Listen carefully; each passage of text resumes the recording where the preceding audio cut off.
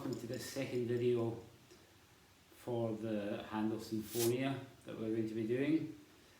The purpose of this video is to look a bit more closely at the notes involved and the different positions that you're going to be playing them in. You could probably get away with playing most of this in first position, but there is actually easier fingering if we learn to use the positions. The positions involved would be first position, obviously, second position, fourth position, and half position. And I hope most of you are familiar with these positions. So I'm not going to create details of exactly how or where they are on the fingerboard. I'm going to assume that you know where they are. So the beginning of this piece up until bar 21 is all done in first position. But from bar 21, I want us to move into second position. Then we're going to go up the D string. So it starts on an E, then it moves up to the F sharp, then G sharp, then we go into fourth position on that A sharp, B,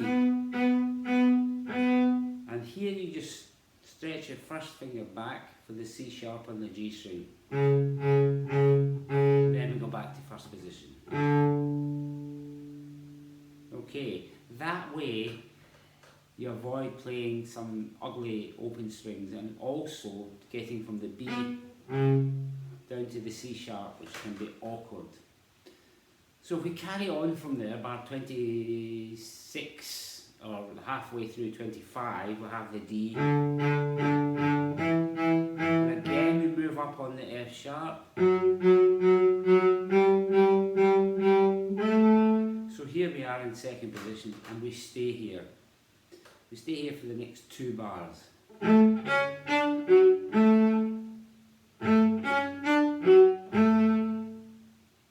Okay, staying there is much easier than this awkward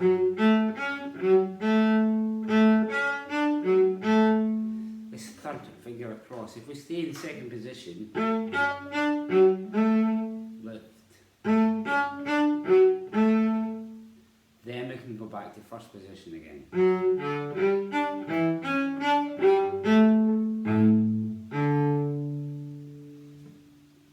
Okay, now as we move on, bar 32, I like, if possible, to do this in fourth position on the D string.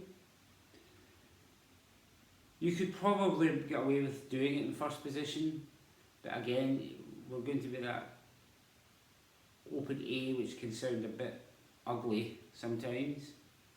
But we'll do this in its piano, so we're staying on the D string, fourth position, third finger.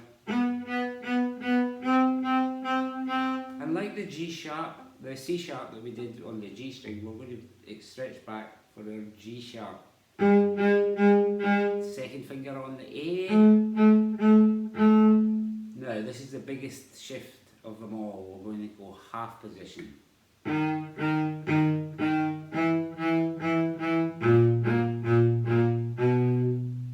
And we stay in half position. So half position is one that I think is used too infrequently, and it's one that is very, very useful for chromatic passages that can be quite awkward. So I'll do that again. I'll do it from bar 32. We're going to do back to the G sharp, A, now the big shift down to on the D string, D sharp, and we stay there.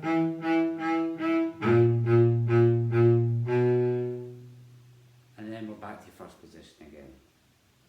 So we've gone from fourth to half to first. And we stay in half position. We stay in first position, but into half now. First. Half.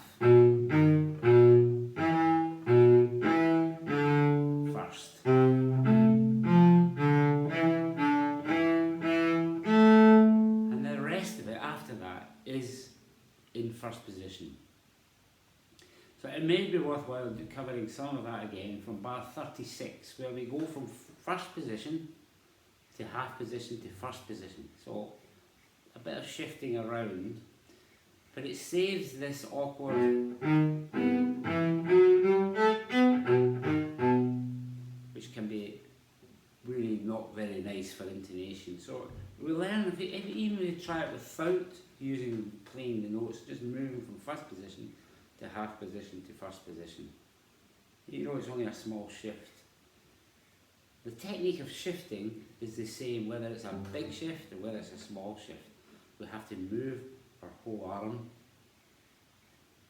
Yeah? Don't try and stay, and keep the hand shape all the time.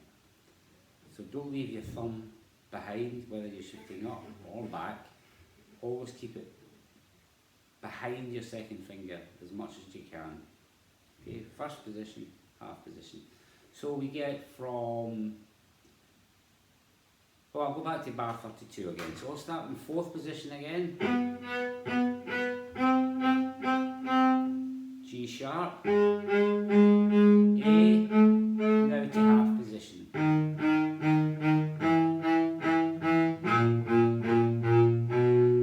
Now back into first. Half. First. Half. Staying there. Now first.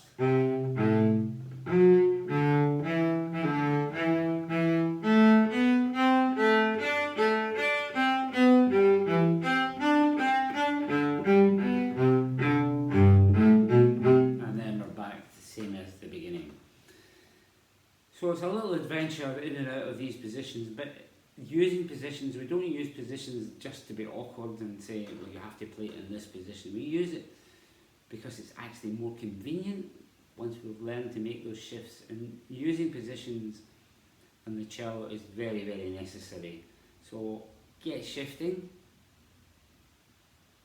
practice the shifts, because you're going to use it in a lot more music. The more advanced you become, the more you're going to need these positions. And the earlier that you start learning these positions, the easier they will become, and you won't have what I call first positionitis, where moving out of first position is a major adventure.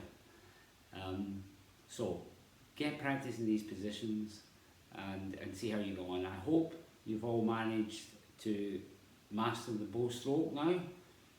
And I'm looking forward to you all sending in your videos very, very soon. Thank you, Will, and speak to you soon.